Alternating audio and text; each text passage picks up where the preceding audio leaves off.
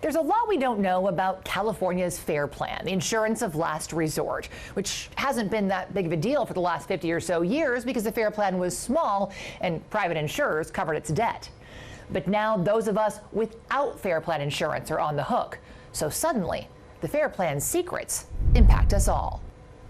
Oh, it's been horrible. It's so painful. Just down the street from Helen Meisel's Pacific Palisades home, the neighborhood is unrecognizable. Meanwhile, Do you feel lucky that your house is still standing? this is Helen's home. I have mixed emotions. Just months before the LA fires, Helen got her insurance renewal letter. If you do have a mortgage, you need to have the insurance. State Farm only agreed to renew her policy without fire coverage, meaning they'll cover damage to the dwelling and personal property, but not if it's caused by fire. Her only option for that was a policy from the California FAIR Plan, which covers far less than regular insurance and costs a lot more. I'm paying 2 policies, more than double. California is one of more than 30 states with these FAIR plans, or fair access to insurance requirements, intended for people who can't get coverage anywhere else. To understand California's FAIR Plan, we have to go back to the 1960s. After the Watts riots, insurers felt urban property was getting too risky to cover, so California lawmakers created the Insurance of Last Resort. It offers bare-bones, high-cost policies for homes in high-risk areas. Fast forward 6 decades, and the highest risk in California has shifted from riots to wildfires, and the FAIR Plan has ballooned to one of the largest insurers in the state. The reason all of us should care is that we're now on the hook, all of us, in case the FAIR Plan runs out of money. Which it did, which it has. That's right. Former California Insurance Commissioner Dave Jones explains, so far the FAIR Plan says it needs at least $1 billion more than it has to cover the LA fires. And thanks to a controversial executive order that took effect just days before the LA fires, people without a FAIR Plan policy will pay to help cover the FAIR Plan shortfall with a one-time fee on their insurance bill. I think it's going to come as a rude awakening to many Californians. He explains every insurer in California is required to be part of the nonprofit association of insurers that independently runs California's FAIR Plan. In good years, the insurers can make money, paying themselves dividends from the FAIR Plan reserves. But if those reserves run out of money, say after a big event like the LA fires, then every insurer is charged an assessment to cover the cost of the claims. And now anyone with any property insurance will pay to reimburse their insurer to cover the costs the FAIR Plan can't cover.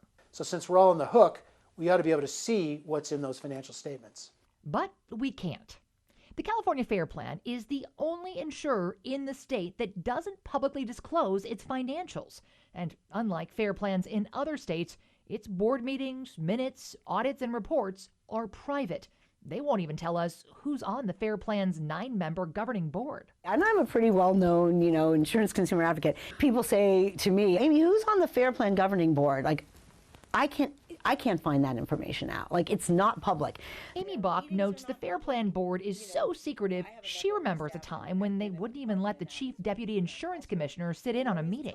The FAIR Plan made them sit out in the hall. Former Commissioner Jones remembers that too. He showed up, they convened the meeting, and then they went to executive session and left the meeting. Even the public representative appointed by the governor is not allowed in executive session, and that public representative can't actually share any information with the public. The insurance commissioner is sponsoring a bill that would add 2 more representatives from the legislature to the committee. But it's not clear how much that would actually increase transparency if those members are sworn to secrecy. We have a really big problem with transparency. A Department of Insurance audit found California's FAIR Plan is far more secretive than FAIR Plans in other states, and they directed the board to increase transparency and accountability. That was in 2022.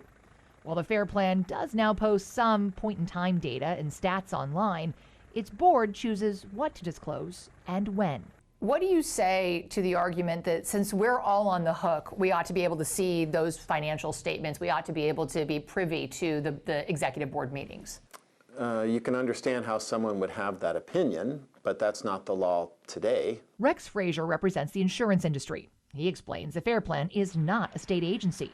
When lawmakers created it 57 years ago, they specified that reports, records, and communications would not be public documents. But a lot has changed in 57 years. What do you say to the argument that since we're all on the hook, we ought to be able to see those financial statements, we ought to be able to be privy to the executive board meetings? You can understand how someone would have that opinion. Rex Frazier represents the insurance industry. He explains the FAIR Plan is not a state agency. When lawmakers created it 57 years ago, they specified that reports, records, and communications would not be public documents. But a lot has changed in 57 years. They are not a governmental entity. Now, No, neither are the other FAIR plans in 35 other states, but they provide those documents, and California's does not. if you're suggesting the law that should be changed, I'm not arguing against that. Yeah. But right now, this is a private organization that has come into prominence and is growing in an obviously haphazard way. A public relations firm representing the FAIR Plan declined our interview request, noting in a statement that the FAIR Plan's plan of operations, rates, and discounts must be approved by the insurance commissioner. They later stressed that the FAIR Plan's governing committee meetings are private, adding the FAIR Plan has no further response. It needs to be accountable. Helen's still waiting to hear from the FAIR Plan about her smoke damage claim, All of the attic insulation has to be removed. while continuing to pay for 2 insurance policies, her mortgage, and the home she's renting until it's safe to move back in. But I haven't received a penny. And she's bracing for that added FAIR Plan assessment that we'll all soon see on our insurance bills, even though it's still not clear how the FAIR Plan is spending that money. Now, by all accounts, the only way to require transparency from the FAIR Plan would be to amend California law.